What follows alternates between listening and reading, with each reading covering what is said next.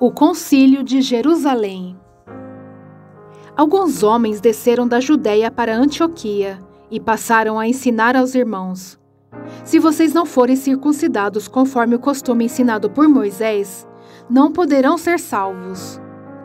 Isso levou Paulo e Barnabé a uma grande contenda e discussão com eles.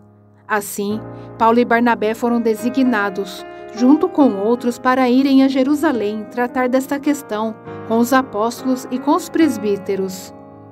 A igreja os enviou, e ao passarem pela Fenícia e por Samaria, contaram como os gentios tinham se convertido. Essas notícias alegraram muito a todos os irmãos. Chegando a Jerusalém, foram bem recebidos pela igreja, pelos apóstolos e pelos presbíteros, a quem relataram tudo o que Deus tinha feito por meio deles. Então se levantaram alguns do partido religioso dos fariseus que haviam crido e disseram: é necessário circuncidá-los e exigir deles que obedeçam à lei de Moisés. Os apóstolos e os presbíteros se reuniram para considerar essa questão. Depois de muita discussão, Pedro levantou-se e dirigiu-se a eles: irmãos, vocês sabem que há muito tempo Deus me escolheu dentre vocês para que os gentios ouvissem dos meus lábios a mensagem do Evangelho e crescem. Deus, que conhece os corações, demonstrou que os aceitou, dando-lhes o Espírito Santo, como antes nos tinha concedido. Ele não fez distinção alguma entre nós e eles, visto que purificou os seus corações pela fé. Então, por que agora vocês estão querendo tentar a Deus, pondo sobre os discípulos um jugo que nem nós, nem nossos antepassados conseguimos suportar? De modo nenhum. Cremos que somos salvos pela graça de nosso Senhor Jesus, assim como eles também. Toda a assembleia ficou em silêncio, enquanto ouvia Barnabé e Saulo falando de todos os sinais e maravilhas que, por meio deles, Deus fizera entre os gentios. Quando terminaram de falar, Tiago tomou a palavra e disse: irmãos, ouçam-me. Simão nos expôs como Deus, no princípio, voltou-se para os gentios a fim de reunir dentre as nações um povo para o seu nome. Concordam com isso as palavras dos profetas, conforme está escrito: depois disso voltarei e reconstruirei a tenda caída de Davi. Reedificarei as suas ruínas e a restaurarei, para que o restante dos homens busque o Senhor, e todos os gentios sobre os quais tem sido invocado o meu nome, diz o Senhor, que faz essas coisas, conhecidas desde os tempos antigos. Portanto, julgo que não devemos pôr dificuldades aos gentios que estão se convertendo a Deus. Ao contrário, devemos escrever a eles, dizendo-lhes que se abstenham de comida contaminada pelos ídolos, da imoralidade sexual, da carne de animais estrangulados e do sangue. Pois desde os tempos antigos Moisés é pregado em todas as cidades, sendo lido nas sinagogas todos os sábados. A carta do concílio aos cristãos gentios.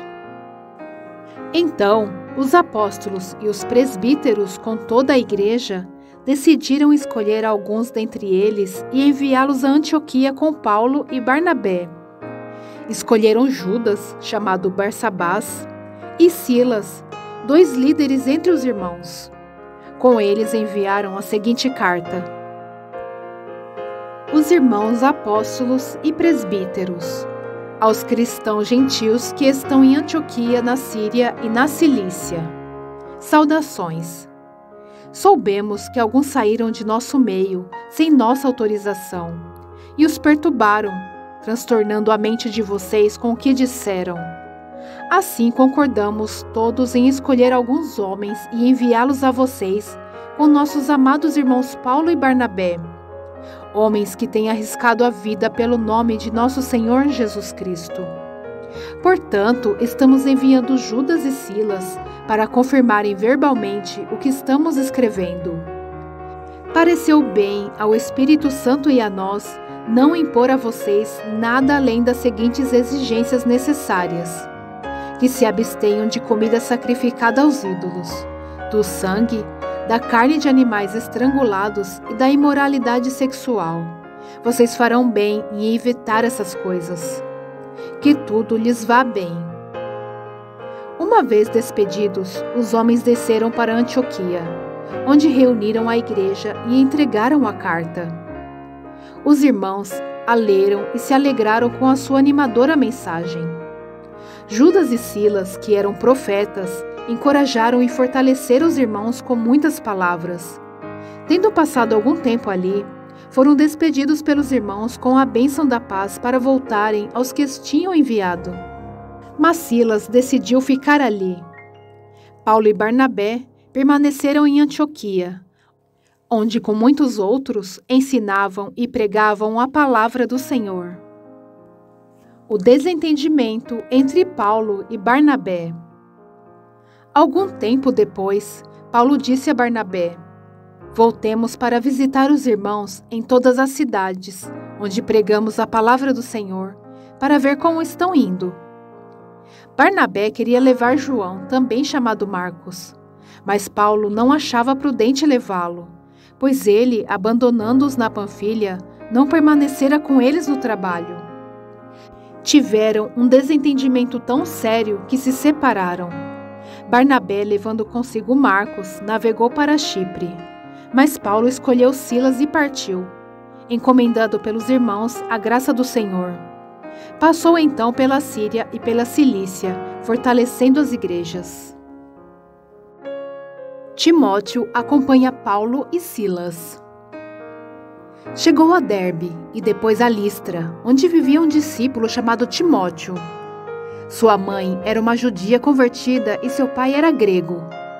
Os irmãos de Listra e Icônio davam bom testemunho dele. Paulo, querendo levá-lo na viagem, circuncidou-o por causa dos judeus que viviam naquela região, pois todos sabiam que seu pai era grego. Nas cidades por onde passavam, transmitiam as decisões tomadas pelos apóstolos e presbíteros em Jerusalém, para que fossem obedecidas. Assim, as igrejas eram fortalecidas na fé e cresciam em número cada dia.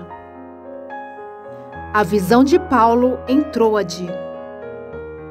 Paulo e seus companheiros viajaram pela região da Frígia e da Galácia, tendo sido impedidos pelo Espírito Santo de pregar a palavra na província da Ásia. Quando chegaram à fronteira da Mísia, tentaram entrar na Bitínia, mas o Espírito de Jesus os impediu. Então contornaram a Mísia e desceram a Troade. Durante a noite, Paulo teve uma visão, na qual um homem da Macedônia estava em pé e lhe suplicava: passe a Macedônia e ajude-nos. Depois que Paulo teve essa visão, preparamos-nos imediatamente para partir para Macedônia, concluindo que Deus nos tinha chamado para lhes pregar o Evangelho. A conversão de Lídia em Filipos. Partindo de Troade, navegamos diretamente para Samotrácia e no dia seguinte para Neápolis. Dali partimos para Filipos, na Macedônia, que é colônia romana e a principal cidade daquele distrito. Ali ficamos vários dias. No sábado saímos da cidade e fomos para a beira do rio, onde esperávamos encontrar um lugar de oração. Sentamo-nos e começamos a conversar com as mulheres que haviam se reunido ali. Uma das que ouviam era uma mulher temente a Deus chamada Lídia, vendedora de tecido de púrpura da cidade de Tiatira. O Senhor abriu seu coração para entender a mensagem de Paulo. Tendo sido batizada, bem como os de sua casa, ela nos convidou dizendo: se os senhores me consideram uma crente no Senhor, venham ficar em minha casa. E nos convenceu. Paulo e Silas na prisão. Certo dia, indo nós para o lugar de oração, encontramos uma escrava que tinha um espírito pela qual predizia o futuro.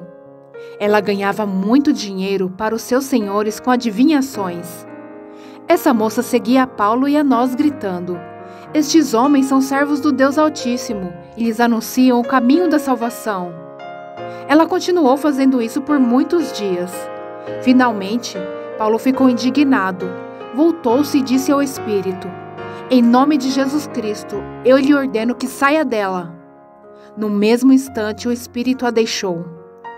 Percebendo que a sua esperança de lucro tinha se acabado, os donos da escrava agarraram Paulo e Silas e os arrastaram para a praça principal, diante das autoridades. E levando-os, os magistrados disseram: "Estes homens são judeus e estão perturbando a nossa cidade, propagando costumes que a nós, romanos, não é permitido aceitar nem praticar." A multidão ajuntou-se contra Paulo e Silas, e os magistrados ordenaram que lhes tirassem as roupas e fossem açoitados. Depois de serem severamente açoitados, foram lançados na prisão. O carcereiro recebeu instruções para vigiá-los com cuidado. Tendo recebido tais ordens, ele os lançou no cárcere interior e lhes prendeu os pés no tronco. Por volta da meia-noite, Paulo e Silas estavam orando e cantando hinos a Deus. Os outros presos os ouviam. De repente, houve um terremoto tão violento que os alicerces da prisão foram abalados. Imediatamente, todas as portas se abriram e as correntes de todos se soltaram. O carcereiro acordou e, vendo aberto as portas da prisão, desembainhou sua espada para se matar, porque pensava que os presos tivessem fugido. Mas Paulo gritou: "Não faça isso! Estamos todos aqui!" O carcereiro pediu luz, entrou correndo e, trêmulo, prostou-se diante de Paulo e Silas. Então levou-os para fora e perguntou: "Senhores, o que devo fazer para ser salvo?" Eles responderam: "Creia no Senhor Jesus, e serão salvos você e os da sua casa." E pregaram a palavra de Deus, a ele e a todos os da sua casa. Naquela mesma hora da noite, o carcereiro lavou as feridas deles. Em seguida, ele e todos os seus foram batizados. Então os levou para sua casa, serviu-lhes uma refeição, e com todos os de sua casa alegrou-se muito por haver crido em Deus. Quando amanheceu, os magistrados mandaram seus soldados ao carcereiro com esta ordem: "Solte esses homens." O carcereiro disse a Paulo: "Os magistrados deram ordens para que você e Silas sejam libertados. Agora podem sair. Vão em paz." Mas Paulo disse aos soldados: "Sendo nós cidadãos romanos, eles nos açoitaram publicamente sem processo formal e nos lançaram na prisão. Agora querem livrar-se de nós secretamente? Não, venham eles mesmos e nos libertem." Os soldados relataram isso aos magistrados, os quais, ouvindo que Paulo e Silas eram romanos, ficaram atemorizados. Vieram para se desculpar diante deles e, conduzindo-os para fora da prisão, pediram-lhes que saíssem da cidade. Depois de saírem da prisão, Paulo e Silas foram à casa de Lídia, onde se encontraram com os irmãos e os encorajaram. E então partiram. Em Tessalônica. Tendo passado por Anfípolis e Apolônia, chegaram a Tessalônica, onde havia uma sinagoga judaica. Segundo seu costume, Paulo foi à sinagoga e por 3 sábados discutiu com eles com base nas Escrituras, e explicando e provando que o Cristo deveria sofrer e ressuscitar dentre os mortos, e dizia: "Este Jesus que lhes proclamo é o Cristo." Alguns dos judeus foram persuadidos e se uniram a Paulo e Silas, bem como muitos gregos tementes a Deus, e não poucas mulheres de alta posição. Mas os judeus ficaram com inveja. Reuniram alguns homens perversos dentre os desocupados e com a multidão iniciaram um tumulto na cidade. Invadiram a casa de Jason em busca de Paulo e Silas, a fim de trazê-los para o meio da multidão. Contudo, não os achando, arrastaram Jason e alguns outros irmãos para diante dos oficiais da cidade, gritando: "Estes homens que têm causado alvoroço por todo o mundo, agora chegaram aqui." E Jason os recebeu em sua casa. Todos eles estão agindo contra os decretos de César, dizendo que existe um outro rei chamado Jesus. Ouvindo isso, a multidão e os oficiais da cidade ficaram agitados. Então receberam de Jason e dos outros a fiança estipulada e os soltaram. Em Bereia. Logo que anoiteceu, os irmãos enviaram Paulo e Silas para Bereia. Chegando ali, eles foram à sinagoga judaica. Os bereanos eram mais nobres do que os tessalonicenses, pois receberam a mensagem com grande interesse, examinando todos os dias as Escrituras para ver se tudo era assim mesmo. E creram muitos dentre os judeus, bem como dentre os gregos, um bom número de mulheres de elevada posição e não poucos homens. Quando os judeus de Tessalônica ficaram sabendo que Paulo estava pregando a palavra de Deus em Bereia, dirigiram-se também para lá, agitando e alvoroçando as multidões. Imediatamente os irmãos enviaram Paulo para o litoral, mas Silas e Timóteo permaneceram em Bereia. Os homens que foram com Paulo o levaram até Atenas, partindo depois com instruções para que Silas e Timóteo se juntassem a ele, tão logo fosse possível. Em Atenas. Enquanto esperava por eles em Atenas, Paulo ficou profundamente indignado ao ver que a cidade estava cheia de ídolos. Por isso discutia na sinagoga com judeus e com gregos tementes a Deus, bem como na praça principal todos os dias com aqueles que por ali se encontravam. Alguns filósofos, epicureus e estoicos começaram a discutir com ele. Alguns perguntavam: "O que está tentando dizer esse tagarela?" Outros diziam: "Parece que ele está anunciando deuses estrangeiros." Pois Paulo estava pregando as boas novas a respeito de Jesus e da ressurreição. Então o levaram a uma reunião do Areópago, onde lhes perguntaram: "Podemos saber que novo ensino é esse que você está anunciando? Você está nos apresentando algumas ideias estranhas e queremos saber o que elas significam." Todos os atenienses e estrangeiros que ali viviam não se preocupavam com outra coisa senão falar e ouvir as últimas novidades. Então Paulo levantou-se na reunião do Areópago e disse: "Atenienses, vejo que em todos os aspectos vocês são muito religiosos, pois andando pela cidade, observei cuidadosamente seus objetos de culto e encontrei até um altar com esta inscrição: ao Deus desconhecido. Ora, o que vocês adoram apesar de não conhecerem, eu lhes anuncio. O Deus que fez o mundo e tudo o que nele há é o Senhor dos céus e da terra, e não habita em santuários feitos por mãos humanas. Ele não é servido por mãos de homens, como se necessitasse de algo, porque Ele mesmo dá a todos a vida, o fôlego e as demais coisas. De um só fez Ele todos os povos, para que povoassem toda a terra, tendo determinado os tempos anteriormente estabelecidos e os lugares exatos em que deveriam habitar. Deus fez isso para que os homens o buscassem e talvez, tateando, pudessem encontrá-lo, embora não esteja longe de cada um de nós. Pois nele vivemos, nos movemos e existimos. Como disseram alguns dos poetas de vocês, também somos descendência dele. Assim, visto que somos descendência de Deus, não devemos pensar que a divindade é semelhante a uma escultura de ouro, prata ou pedra, feita por arte e imaginação do homem. No passado, Deus não levou em conta essa ignorância, mas agora ordena que todos, em todo lugar, se arrependam.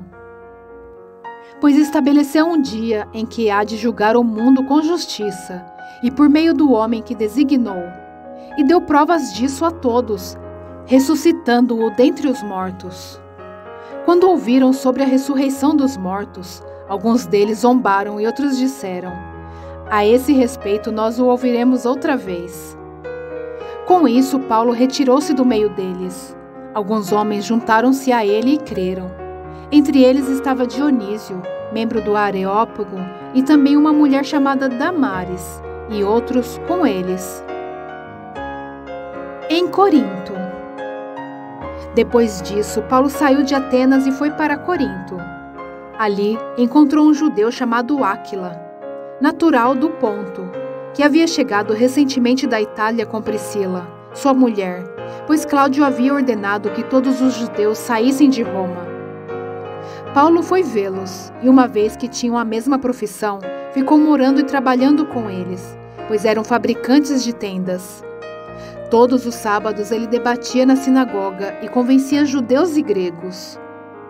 Depois que Silas e Timóteo chegaram da Macedônia, Paulo se dedicou exclusivamente à pregação, testemunhando aos judeus que Jesus era o Cristo. Opondo-se eles e lançado maldições, Paulo sacudiu a roupa e lhes disse: "Caia sobre a cabeça de vocês o seu próprio sangue. Estou livre da minha responsabilidade. De agora em diante irei para os gentios." Então Paulo saiu da sinagoga e foi para a casa de Tício Justo, que era temente a Deus e que morava ao lado da sinagoga. Crispo, chefe da sinagoga, creu no Senhor, ele e toda a sua casa. E dos coríntios que os ouviam, muitos criam e eram batizados. Certa noite, o Senhor falou a Paulo em visão: "Não tenha medo, continue falando e não fique calado, pois estou com você e ninguém vai lhe fazer mal ou feri-lo, porque tenho muita gente nessa cidade." Assim Paulo ficou ali, durante 1 ano e meio, ensinando-lhes a palavra de Deus. Sendo Galho procônsul da Acaia, os judeus fizeram em conjunto um levante contra Paulo e o levaram ao tribunal, fazendo a seguinte acusação: "Este homem está persuadindo o povo a adorar a Deus de maneira contrária à lei." Quando Paulo ia começar a falar, Galho disse aos judeus: "Se vocês, judeus, estivessem apresentando queixa de algum delito ou crime grave, seria razoável que eu os ouvisse. Mas visto que se trata de uma questão de palavras e nomes de sua própria lei, resolvam o problema vocês mesmos. Não serei juiz dessas coisas." E mandou expulsá-los do tribunal. Então, todos se voltaram contra Sóstenes, o chefe da sinagoga, e o espancaram diante do tribunal. Mas Galho não demonstrou nenhuma preocupação com isso. Priscila, Áquila e Apolo. Paulo permaneceu em Corinto por algum tempo. Depois despediu-se dos irmãos e navegou para a Síria, acompanhado de Priscila e Áquila. Antes de embarcar, rapou a cabeça em Cencreia, devido a um voto que havia feito. Chegaram a Éfeso, onde Paulo deixou Priscila e Áquila. Ele, porém, entrando na sinagoga, começou a debater com os judeus. Pedindo eles que ficassem mais tempo, não cedeu. Mas ao partir, prometeu: "Voltarei, se for da vontade de Deus." Então, embarcando, partiu de Éfeso. Ao chegar a Cesareia, subiu até a igreja para saudá-la, e depois desceu para Antioquia. Depois de passar algum tempo em Antioquia, Paulo partiu dali e viajou por toda a região da Galácia e da Frígia, fortalecendo todos os discípulos. Enquanto isso, um judeu chamado Apolo, natural de Alexandria, chegou a Éfeso. Ele era homem culto e tinha grande conhecimento das Escrituras. Fora instruído no caminho do Senhor e com grande fervor falava e ensinava com exatidão acerca de Jesus, embora conhecesse apenas o batismo de João. Logo começou a falar corajosamente na sinagoga. Quando Priscila e Áquila o ouviram, convidaram-no para ir à sua casa e lhe explicaram com mais exatidão o caminho de Deus. Querendo ele ir para Acaia, os irmãos o encorajaram e escreveram aos discípulos que o recebessem. Ao chegar, ele auxiliou muito os que pela graça haviam crido, pois refutava vigorosamente os judeus em debate público, provando pelas Escrituras que Jesus é o Cristo. Paulo em Éfeso. Enquanto Apolo estava em Corinto, Paulo, atravessando as regiões altas, chegou a Éfeso. Ali encontrou alguns discípulos e lhes perguntou: "Vocês receberam o Espírito Santo quando creram?" Eles responderam: "Não, nem sequer ouvimos que existe o Espírito Santo." "Então que batismo vocês receberam?" perguntou Paulo. "O batismo de João", responderam eles. Disse Paulo: "O batismo de João Foi um batismo de arrependimento. Ele dizia ao povo que cresce naquele que viria depois dele, isto é, em Jesus. Ouvindo isso, eles foram batizados no nome do Senhor Jesus. Quando Paulo lhes impôs as mãos, veio sobre eles o Espírito Santo e começaram a falar em línguas e a profetizar. Eram ao todo uns 12 homens. Paulo entrou na sinagoga e ali falou com liberdade durante 3 meses, argumentando convincentemente acerca do reino de Deus. Mas alguns deles se endureceram e se recusaram a crer, e começaram a falar mal do caminho diante da multidão. Paulo então afastou-se deles. Tomando consigo os discípulos, passou a ensinar diariamente na escola de Tirano. Isso continuou por 2 anos, de forma que todos os judeus e gregos que viviam na província da Ásia ouviram a palavra do Senhor. Deus fazia milagres extraordinários por meio de Paulo, de modo que até lenços e aventais que Paulo usava eram levados e colocados sobre os enfermos. Estes eram curados de suas doenças, e os espíritos malignos saíam deles. Alguns judeus que andavam expulsando espíritos malignos tentaram invocar o nome do Senhor Jesus sobre os endemoniados, dizendo: "Em nome de Jesus, a quem Paulo prega, eu lhes ordeno que saiam." Os que estavam fazendo isso eram os 7 filhos de Seva, um dos chefes dos sacerdotes dos judeus. Um dia, o espírito maligno lhes respondeu: "Jesus eu conheço, Paulo eu sei quem é, mas vocês quem são?" Então o endemoniado saltou sobre eles e os dominou, espancando-os com uma tamanha violência que eles fugiram da casa nus e feridos. Quando isso se tornou conhecido de todos os judeus e gregos que viviam em Éfeso, todos eles foram tomados de temor, e o nome do Senhor Jesus era engrandecido. Muitos dos que creram vinham e confessavam e declaravam abertamente suas más obras. Grande número dos que tinham praticado o ocultismo reuniram seus livros e os queimaram publicamente. Calculando o valor total, este chegou a 50.000 dracmas. Dessa maneira, a palavra do Senhor muito se difundia e se fortalecia. Depois dessas coisas, Paulo decidiu no Espírito ir a Jerusalém, passando pela Macedônia e pela Caia. Ele dizia: "Depois de haver estado ali, é necessário também que eu vá visitar Roma." Então enviou à Macedônia 2 dos seus auxiliares, Timóteo e Erasto, e permaneceu mais um pouco na província da Ásia. O tumulto em Éfeso. Naquele tempo, houve um grande tumulto por causa do caminho. Um ourives chamado Demétrio, que fazia miniaturas de prata do templo de Ártemis e que dava muito lucro aos artífices, reuniu-os com os trabalhadores dessa profissão e disse: "Senhores, vocês sabem que temos uma boa fonte de lucro nesta atividade. E estão vendo e ouvindo como este indivíduo Paulo está convencendo e desviando grande número de pessoas aqui em Éfeso e em quase toda a província da Ásia. Diz ele que deuses feitos por mãos humanas não são deuses.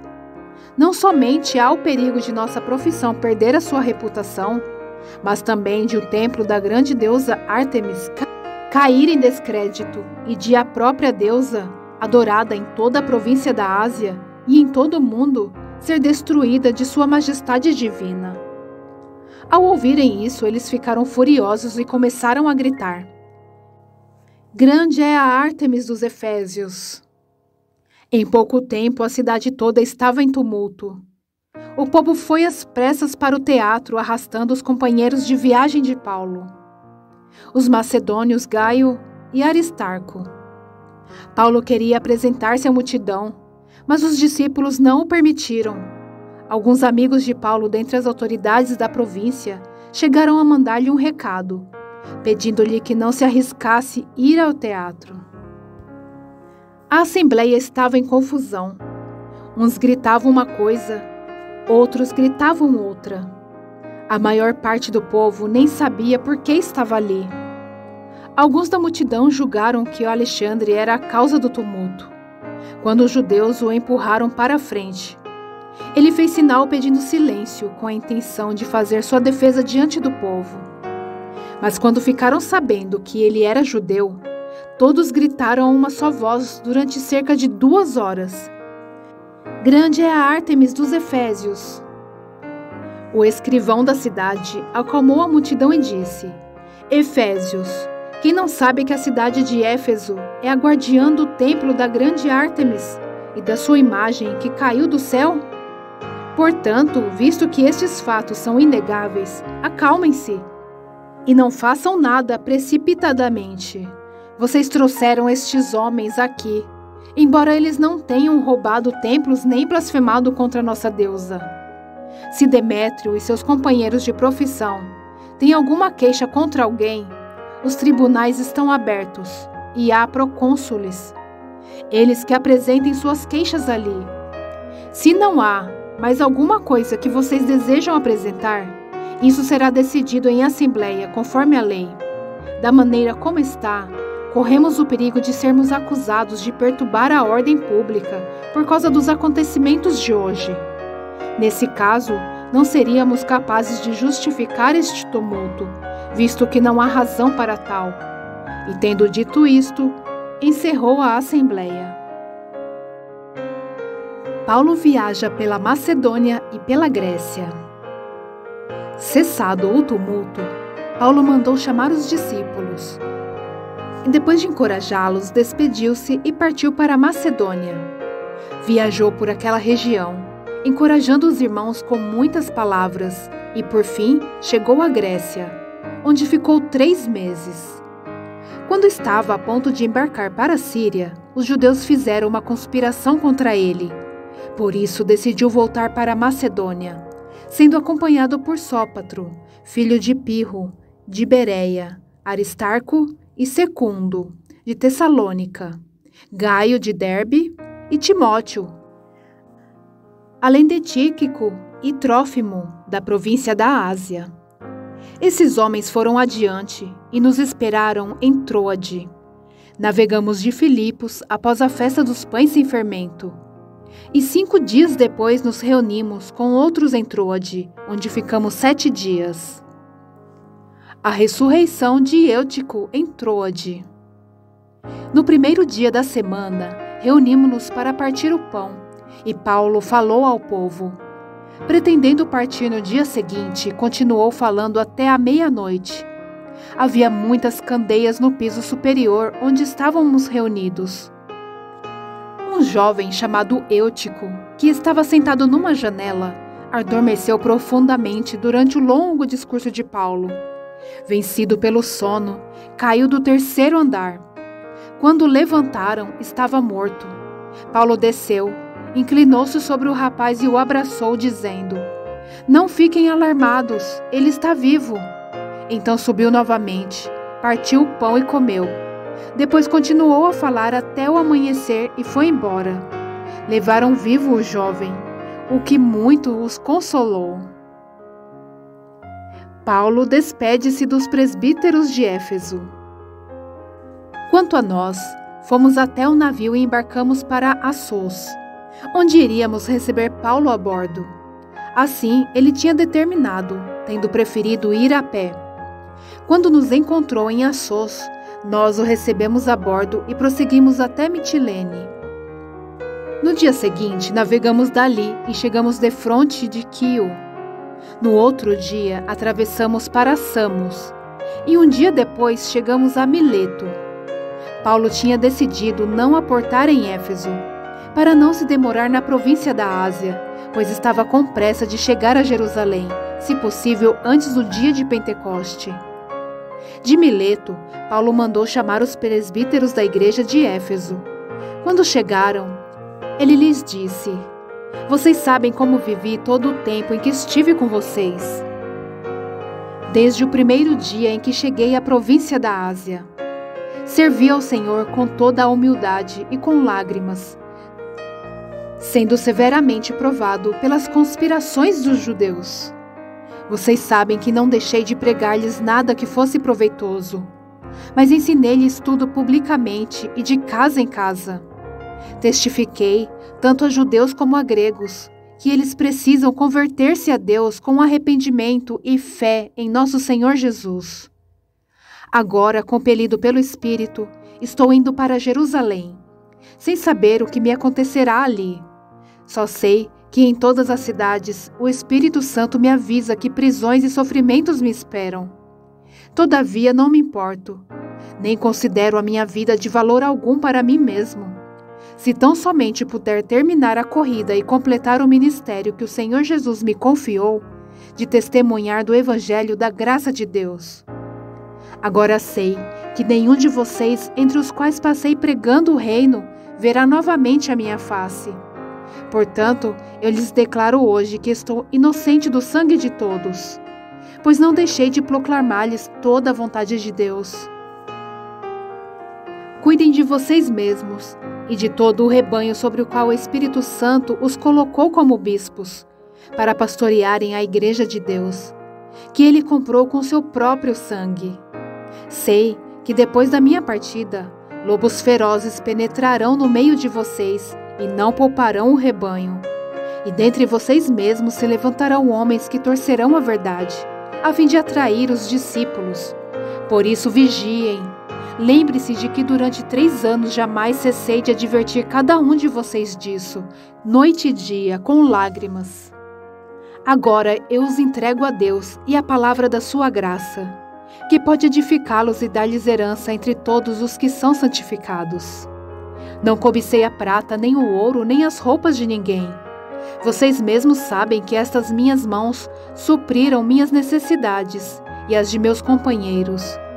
Em tudo o que fiz, mostrei-lhes que, mediante trabalho árduo, devemos ajudar os fracos, lembrando as palavras do próprio Senhor Jesus que disse: há maior felicidade em dar do que em receber. Tendo dito isto, ajoelhou-se com todos eles e orou.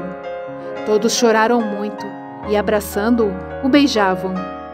O que mais os entristeceu foi a declaração de que nunca mais veriam a sua face. Então o acompanharam até o navio.